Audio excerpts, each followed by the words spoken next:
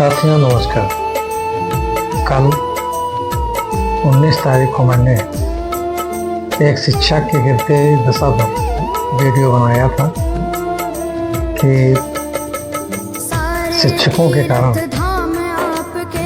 कुछ हमारे बच्चों की शिक्षाएं जिस ढंग से हमें मिलनी चाहिए वो बच्चों को मिल नहीं रही। लेकिन आज 20 तारीख को मैंने समाचार पत्र पढ़ा, उसमें देखा कि कुछ लोगों ने फर्जी मार्कशीटें लगाकर अध्यापक की नौकरी ज्वाइन कर ली थी, जो अब बाद में पकड़ में आई है और अब सरकार उन पर विधि अनुसार कार्रवाई करेगी। यहाँ मेरी समझ में ये नहीं आता है कि क्या शिक्षण कार्य इतना गया गुजरा है कि लोग येन केन प्रकार साम दाम दंड भेद नौकरी ही पाना चाहते हैं।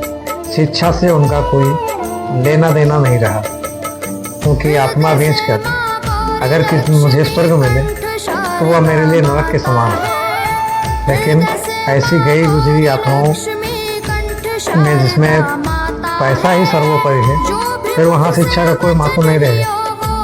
क्योंकि जब वह चोरी करके अध्यापन का कार्य लिया भी है तो वह ईमानदारी के साथ कैसे पढ़ा पाएगा। यह संसार सोए हुए लोगों की भीड़ है। जो जागे हुए हैं, सोए हुए लोगों को उन्हें बर्दाश्त नहीं। पवित्र मन वाला मनुष्य अगर फटे कपड़ों में भी हो तो वह उत्तम है, लेकिन दूषित आत्मा वाला अगर राजा भी हो तो वह क्षुद्र के समान है। इसलिए मेरा तो भाई सभी लोगों से यही अनुरोध रहता है कि कम से कम अपनी आत्मा को स्वच्छ और निर्मल बनाए रखो, ताकि हम दूषित कार्य ना करें और ना हो।